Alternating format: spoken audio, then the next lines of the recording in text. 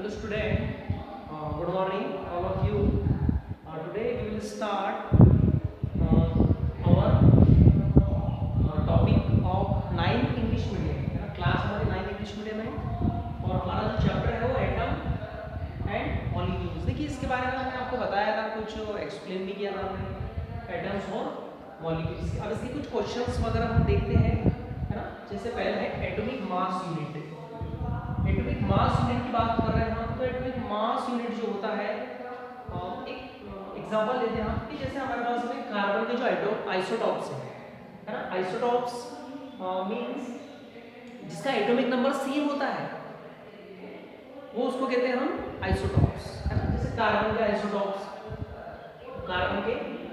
तो वो यहाँ कह रहे हैं कि 112 कार्बन का जो आइसोटॉप्स है ना, कार्बन के आइसोटॉप्स का उसके मास का 1/12, जब हम उसके मास में हम 1/12 से मल्टीप्लाई करेंगे तो जो भी रिजल्ट आएगा it is called atomic mass unit.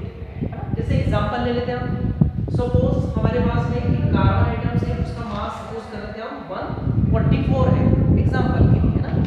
144 इसमें क्या करेंगे हम 1/12 का मल्टीप्लाई कर दीजिए, आप 12 से कट शॉर्ट कर दीजिए, 12 1 12 कैरी हो गया, 12 2 24 कितना है ये 12 है। तो 12 क्या है ये एटॉमिक मास यूनिट है। क्या है एटॉमिक मास यूनिट है, ये हमने एक एग्जांपल दिया है।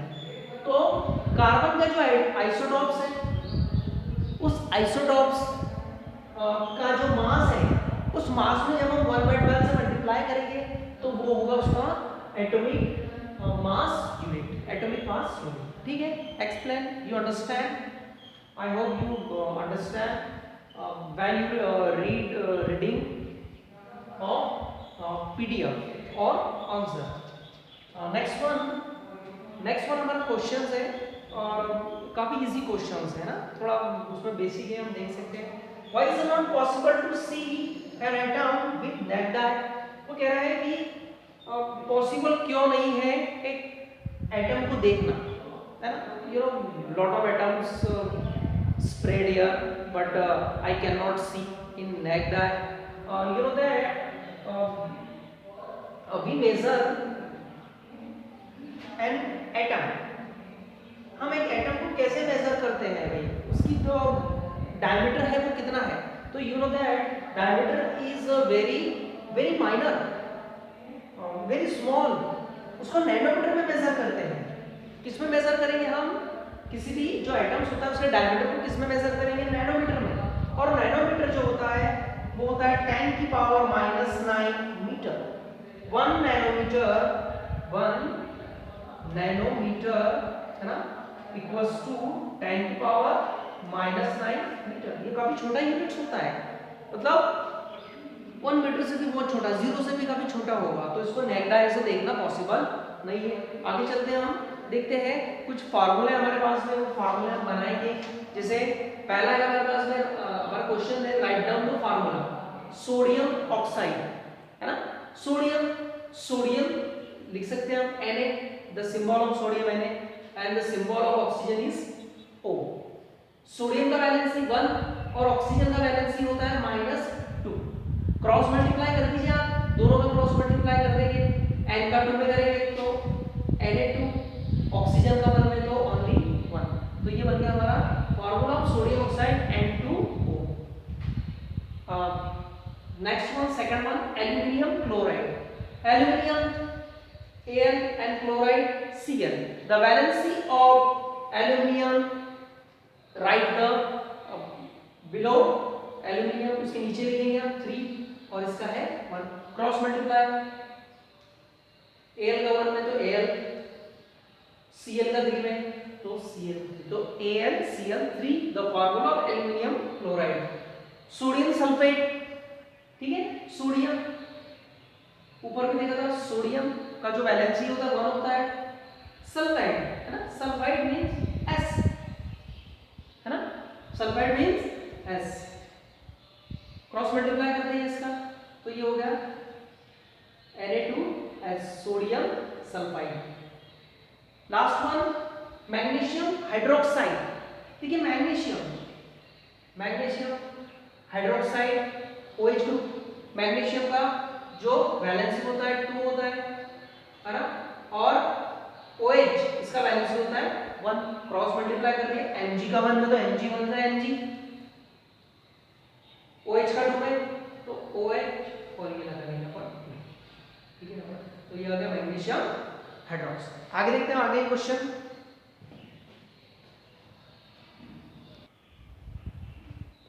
चलिए स्टूडेंट देखते हैं, तो हम कुछ हमारे टॉपिक है जो कि एक्सप्लेन हमने किए थे, लेकिन फिर भी एक बार और देख लेते हैं उसको।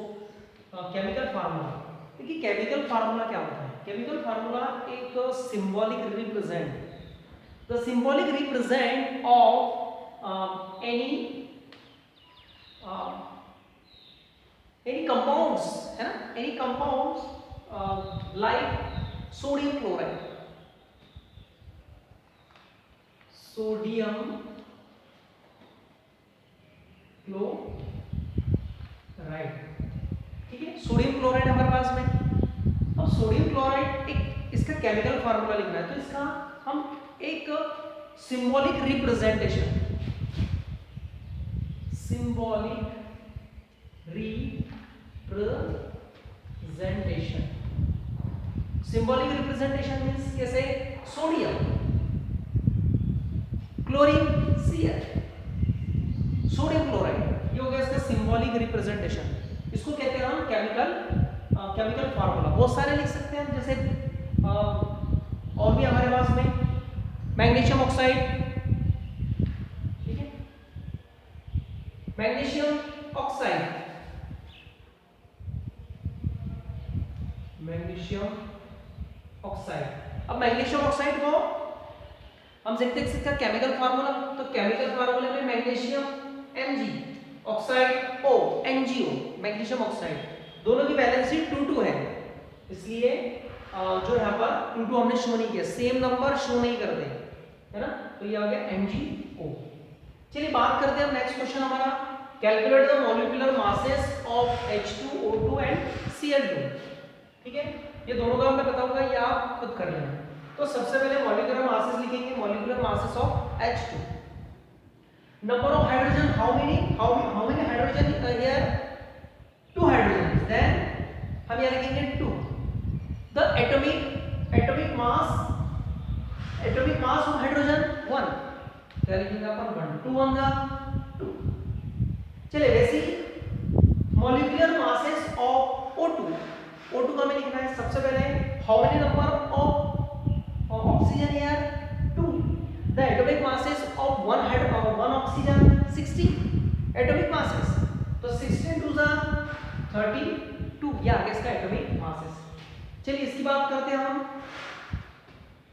ठीक है, calculate the formula unit masses of ZnO, बहुत सारे 2-3 दिए हुए यहाँ पर आपको, वो आपको कुछ सॉल्व करना है ना, नंबर दिए हुए, अब मैं क्या यहाँ पर आपको ZnO का बताता हूँ, है ना, तो लिखेंगे यूनिट मास ऑफ ZnO, बहुत सिंपल है, सबसे पहले Zn का कितना दिया है 65 प्लस ऑक्सीजन का कितना है 16, दोनों को प्लस कर दिए, दोनों को प्लस किया हमने, 5 + 6 11 का 1 कैरी 1 6 1 7 और 1 8,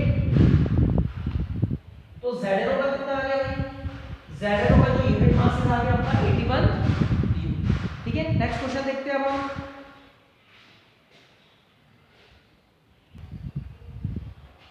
चलिए देखते हैं हम अगला हमारा topic, what is the poly atomic ions.